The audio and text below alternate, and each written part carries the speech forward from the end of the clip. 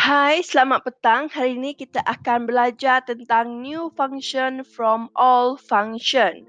Okey, di sini kita akan discuss tentang jenis function yang boleh ditransform kepada new function dengan menggunakan standard arithmetic operation iaitu addition, subtraction, multiple dan division dan juga menggunakan composition. It also can easily sketch by shifting, stretching or reflecting. Seterusnya, kita akan melibatkan dengan 4 operasi yang terlibat ialah penambahan, penolakan, pendaraban dan pembahagian. Dua fungsi iaitu F dan G. Untuk lebih mudah faham, kita akan teruskan dengan contoh soalan. Jadi kotak yang berwarna purple ini adalah contoh soalan untuk penambahan dan penolakan, manakala yang kotak berwarna biru ini adalah contoh untuk pendaraban dan pembahagian. Okey, soalan yang diberi adalah let fx tambah 3 dan gx equal to 3x tambah 1. Kita tengok pada fx. Apakah nilai fx? So, nilai fx tadi adalah 5x tambah 3 dan nilai gx adalah 3x tolak 1. So, kita akan tambahkan kedua nilai ini. Jadi, 5x tambah 3 tambah dengan 3x tolak 1. Selepas itu, kita akan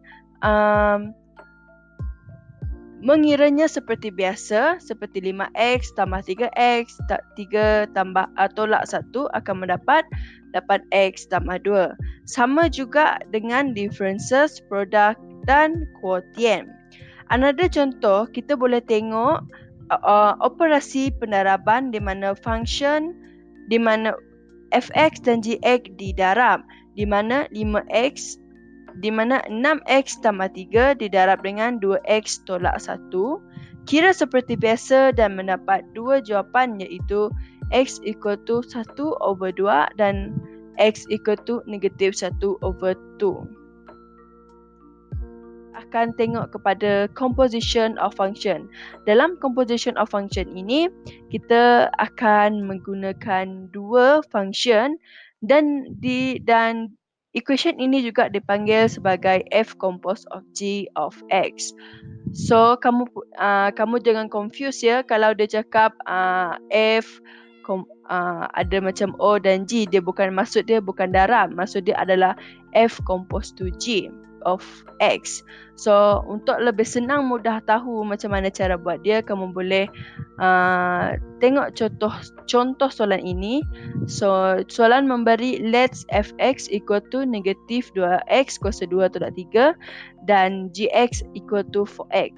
So soalan memberi f compose g darab 2. So macam mana kita nak cari nilai ni? So first kita perlu buat f darab dengan gx. So apa nilai f? Nilai fx adalah negatif 2x tolak 3. Memandangkan gx ini adalah sama dengan x. So kita gantikan nilai x itu dengan nilai gx. So disebabkan itu x ini akan bertukar kepada 4x.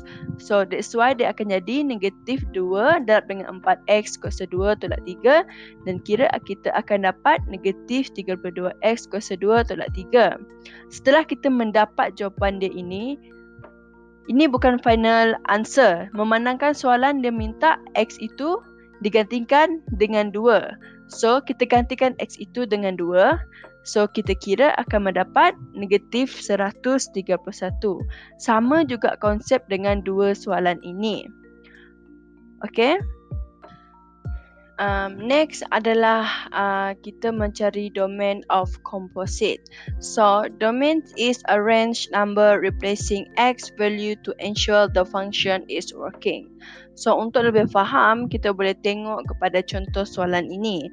So soalan meminta kita mencari g composed of f dan f composed of g. Sekiranya f equal to 1 over x plus 3 dan g equal to 4x kuasa 2 dan cari nilai domain setiap komposit.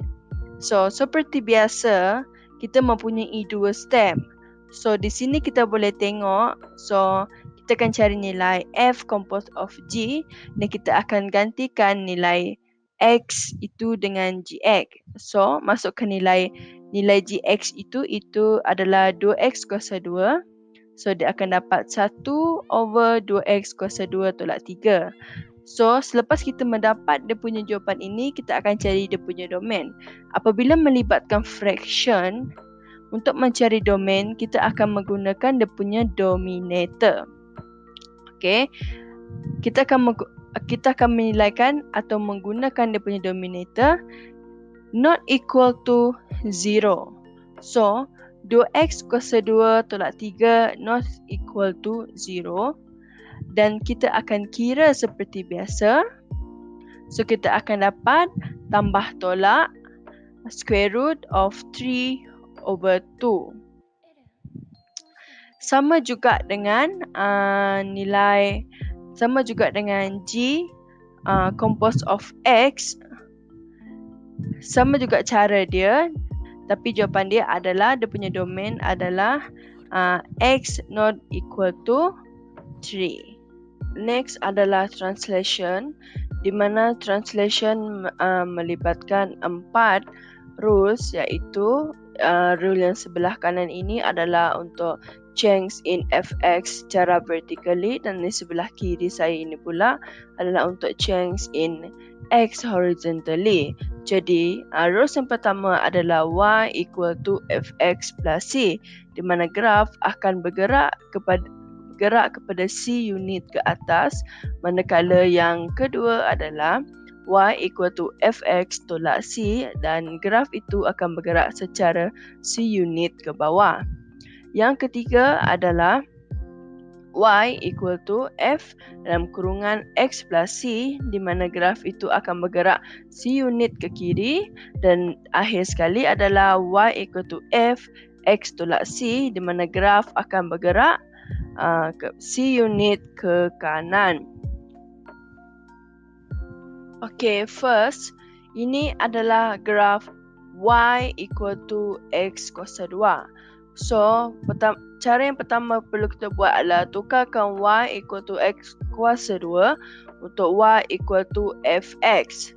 So, apabila y equal to fx, so di sini dia akan jadi y equal to fx tolak 1. So, apabila kita tengok ini, antara 4 rules tu, mana satu yang sama? Okay. Ini adalah y equal to fx tolak 1. So, dekat sini, di mana adalah y fx tolak 1. So, graf yang rules yang kedua, di mana graph will shifted c units down. So, graf ini akan bergerak ke bawah 1 unit. Okay, saya cuba lukis. So, dia akan pergi ke bawah sini, pergi ke bawah sini, dan ke arah sini. So, dia akan berbentuk begini. Sorry, graf tak cantik. Okay. So, next adalah mengenai reflection. So, di sini kita mempunyai dua reflection, iaitu satu adalah reflection kepada x-axis dan satu lagi reflection kepada y-axis. So, kita tengok kepada x-axis dahulu. So, di x-axis ini, dia punya rules adalah y equal to negative fx, mana untuk y-axis pula adalah y equal to f negative x. So, kita tengok di reflection about the x-axis dahulu. So, x-axis ini dia akan reflect through x-axis. So, di mana di sini adalah dia punya line of reflection. So, apabila graf dia, ini adalah original graph. Jadi, apabila graf di sini, so dia nak tahu di mana graf tu akan di-reflect, dia akan tengok dekat bawah ini, memandangkan ini adalah line of reflection dia. So, untuk reflection about the y-axis pula, dia akan reflect kepada y-axis. So, y-axis adalah dia punya line of reflection. So, kalau graf dia, ini adalah original graph. Kalau graf dia begini, bermakna dia akan reflect sebelah kiri y-axis. Okay. Next adalah dilation. Dilation adalah stretching or shrinking the graph dengan menggunakan multiplying the original basic function with some numbers. Contoh dia seperti function cancel and get the new function. Okay, kita boleh tengok next slide supaya lebih faham. So, dalam dilation ini, kita mempunyai 4 rules iaitu vertically stretch with factor C iaitu Y equal to C darab dengan Fx. Lepas tu Y equal to 1 over C darab Fx dan Y equal to F darab 1 over C X dan Y equal to F darab Cx. So, ini adalah rule pertama, kedua, ketiga dan keempat. So, rule yang kedua ini dia adalah bergerak vertically compress with factor C. Yang kedua pula horizontally stretch with factor C. Dan yang last kali adalah horizontally compress with factor. So, dia hanya bergerak secara ataupun stretch secara vertically ataupun horizontally. Okay, next kita akan tengok example untuk rule study. So, ini adalah vertically stretch and ini adalah contoh untuk vertically compress. So, kita tengok dahulu kepada vertically stretch. So, yang blue color ini adalah dia punya original graph. Jadi, apabila dia vertically stretch, di mana dia akan bergerak kepada upward dan ataupun downward, di mana it will have the similar shape of graph except that it stretch upward or downward. Tetapi poin yang di sini yang berlanggar antara new graph dengan original graph itu, poin itu dia akan stay dan tidak akan pergi ke mana-mana. Manakala vertically compress pula, dia akan compress ke dalam, di mana dia push the graph untuk menjadi yang baru inilah. Yang biru ini adalah new graph dan yang merah ini adalah original graph, di mana you can imagine pushing this point upward so you can compress on both side, di mana at point 0 it will be maintain. Itu sahaja daripada saya. Terima kasih.